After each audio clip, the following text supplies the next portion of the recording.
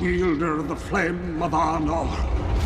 The dark fire will not avail you. Flame of Udun! Holy shit, Peter Jackson, where did this come from?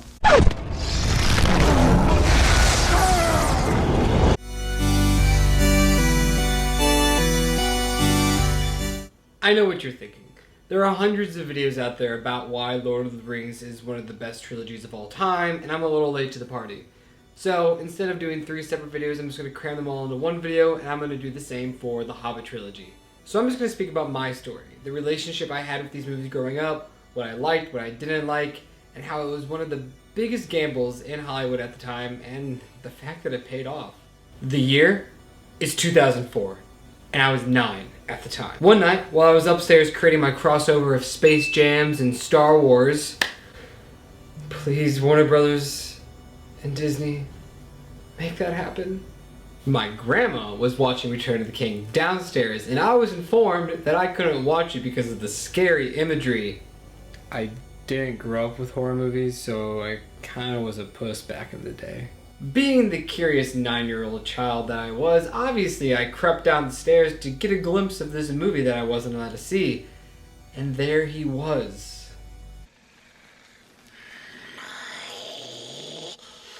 Precious! Seeing Gollum for the first time horrified me, and I ran up those stairs like the little bitch I was. Now, let's fast forward to 2009. The movie's been out for a few years. I'm in middle school, and my parents want to show these to me now. Hear me out. When you're in middle school, there are things that are cool, and there are things that are lame. You want to know what was cool to me? The Muppets. You want to know what wasn't cool to me?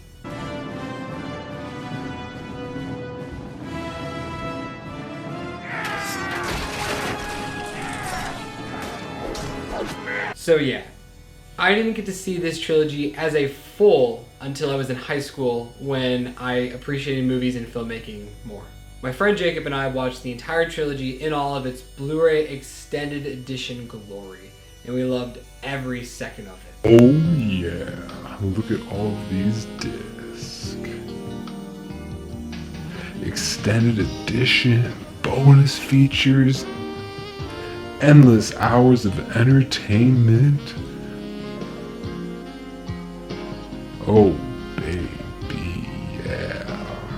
I've seen this trilogy 4 times now, and it never gets old. The way Peter Jackson brought these pages of Tolkien stories to life with such intense detail is why these are masterpieces. This trilogy, like I stated earlier, was a huge gamble. Filming all 3 movies back to back to back in 18 months in New Zealand, hiring Jackson's crew, not having a clue what they were doing, this movie should have failed. But it didn't, because the passion behind it. I mean, look at this kid. You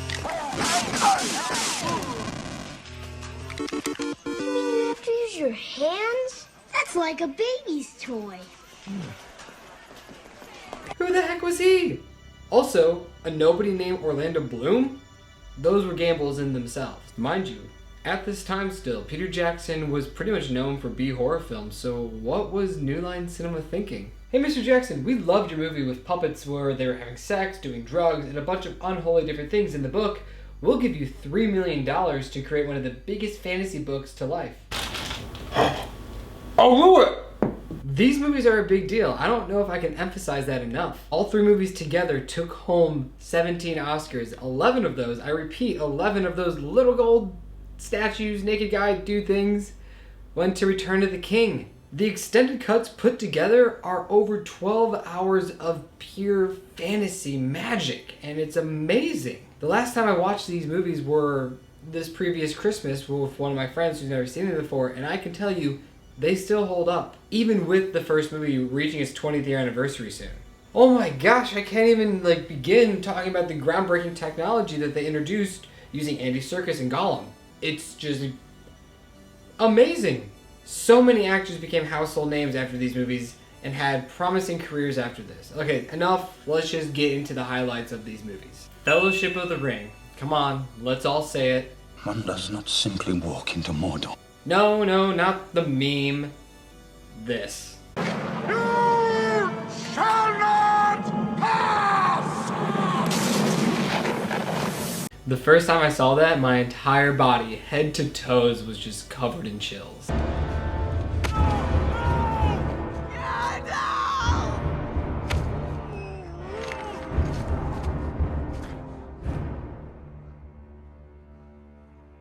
Fly, you fools!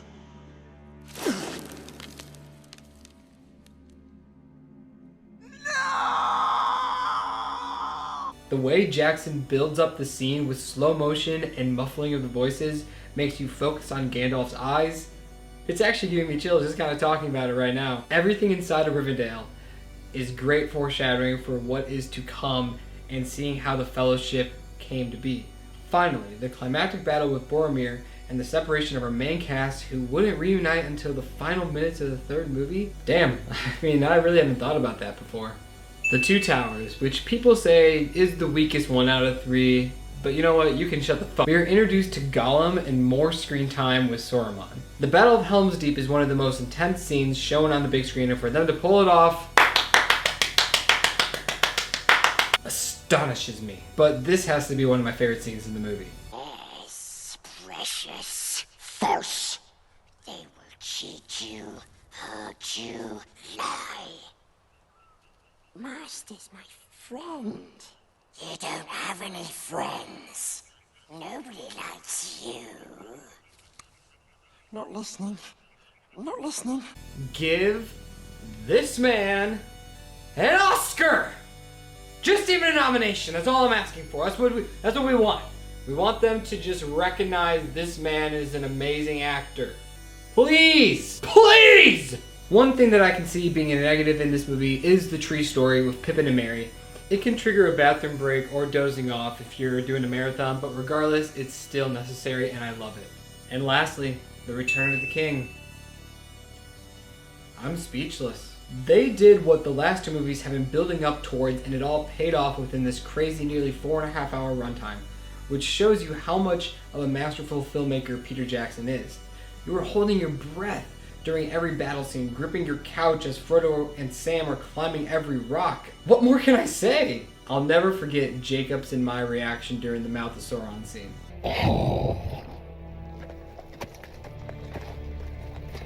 And who is this? Isildur's heir. It takes more to make a king than a broken elvish blade.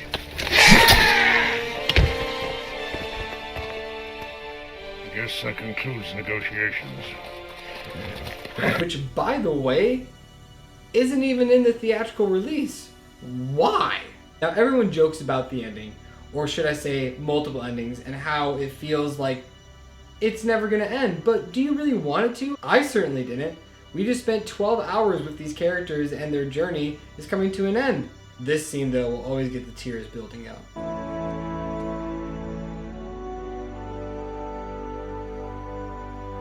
You bow to no one.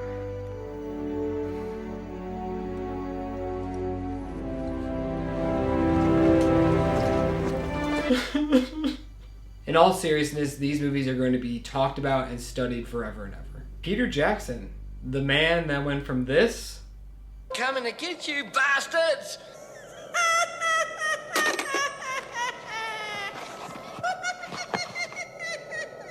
matured into a fine wine. The way he used forced perspective with the moving camera was groundbreaking. So many things in these films were huge changes for the film industry.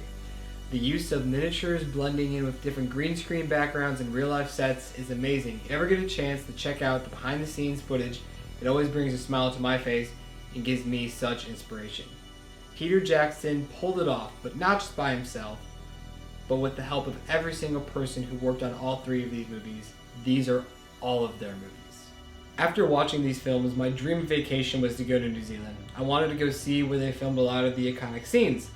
But if you've never been there before, yes, the movies are fun and awesome, but also the country is just beautiful and super friendly, so I highly recommend going there. I would move down there in a heartbeat if I got the opportunity to. This was awesome talking to you guys about these movies. I've been looking forward to this for a very long time. I loved talking about all the other movies, but you know, this is what he's known for, and I love him. I hope you love him as well. Comment down below maybe what your favorite scene is or character, and let's have a conversation going, guys. Like always, guys, thanks for watching, and if you like this video, please smack that button and share this with all your nerd friends out there who love Middle-earth, and until next time, join the evolution. See ya.